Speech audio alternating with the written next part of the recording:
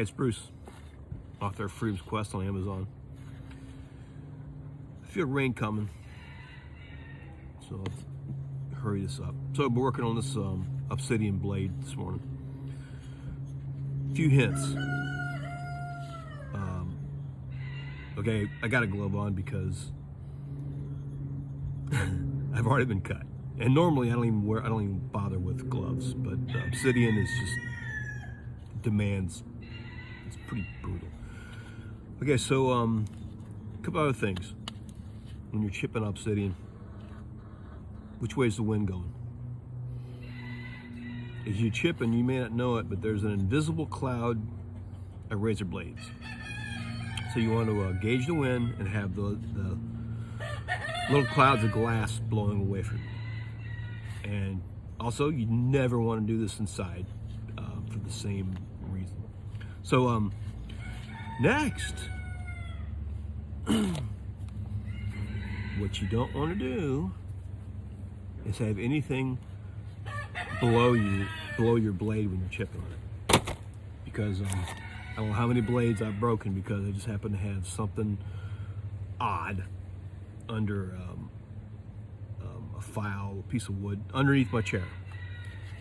By the way, this my normal grinding stone is got put away for the museum display, no, for the art show display.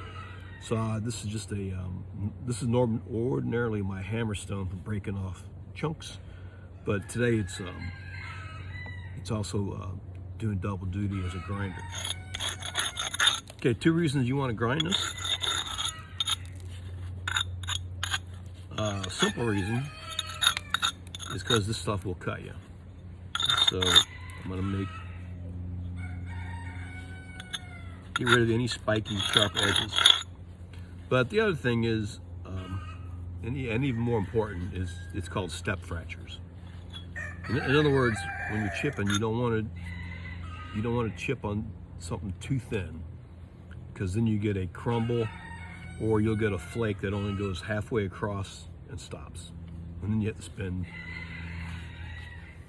a lot of time trying to do away with that step fracture. So that's one reason to grind. There's something else too. By the way, so this morning I have a copper tool and I have a support.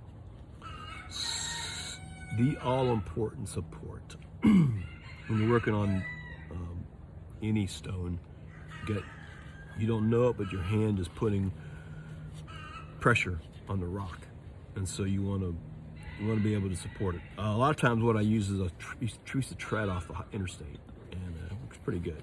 This just happened to have a notch cut out in it, and you can kind of monitor where your flakes are going. So I want to look at the edges, and anywhere I have a raised edge, what I want to do is I want to put my tool right on that edge and press. Now comes that flake. All right, I'll do this again. Actually, what I'm going to do is I'm going to work on the bottom. So instead of that flake that was for pressure flaking for thinness, I'm just going to do some pressure flaking just for simply reducing the edge of the rock. So it's going to be real short, straight down chips. Flip it over, do it again. I'm supporting this thing. And so the difference is what I'm doing now is I'm not working on an edge. I'm simply reducing the stone material.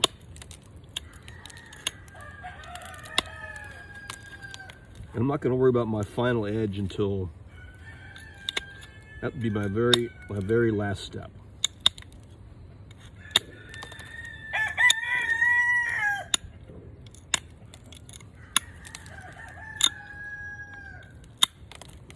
Every now and then,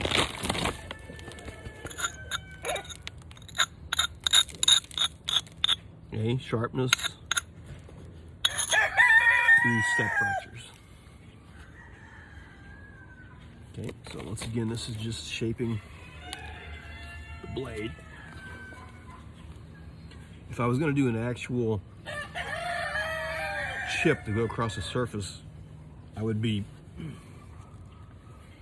directing the blade this way.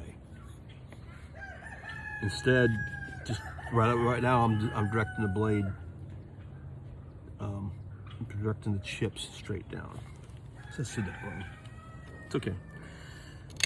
I'm still doing the shaping process right now.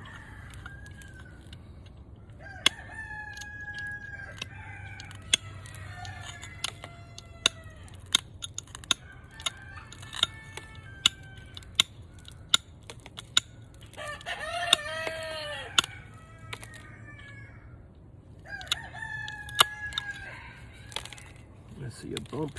So now I need to do a thinning flake. So now I'm gonna go with the blade. I have to do a lot of thinning flakes for this edge. That's okay. Let's see if I do a couple right now.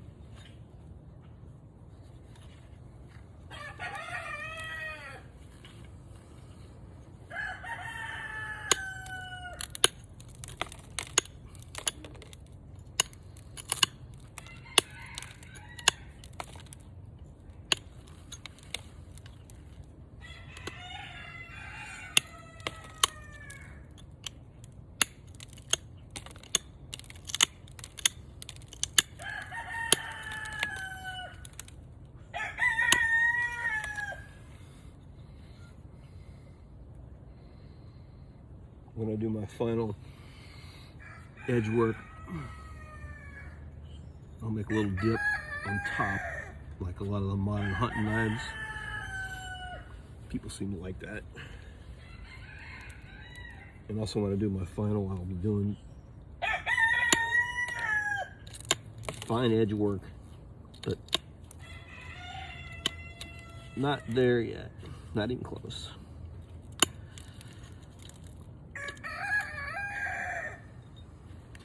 Okay, I also noticed that my base is too thick. So one of the Flintknapping rules, when you want to take a flake off, say on this side, you grind this way. And what you're doing, you're creating an edge. Actually, as a matter of fact, I need to break. I'm just going to do some little bitty breaks straight down to make a striking edge. When I say striking, I mean pressure, but when I'm doing percussion flaking, it's the same concept.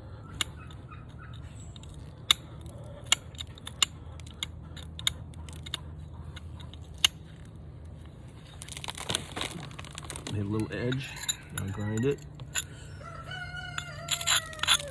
Now the grinding stone's a lot better than this, but it works. Alright. So now I've just made a beveled edge.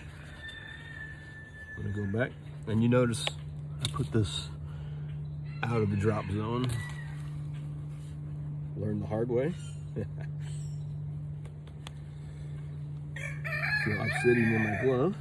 Alright, so I made me a beveled edge. I'm going to push down with the blade and in.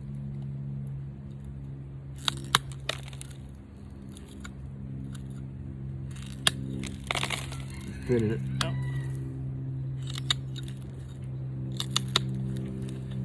Now when it's expected. And it's still too fat on this side, but I can maybe attack that from this angle.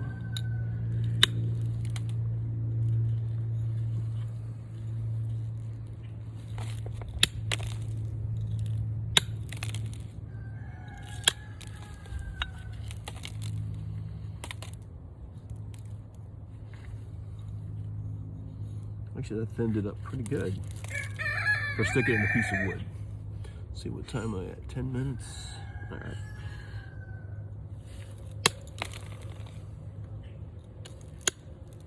I'm gonna turn that off.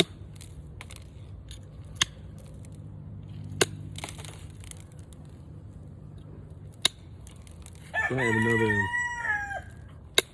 probably hour of edge work doing. So I'm just gonna say out.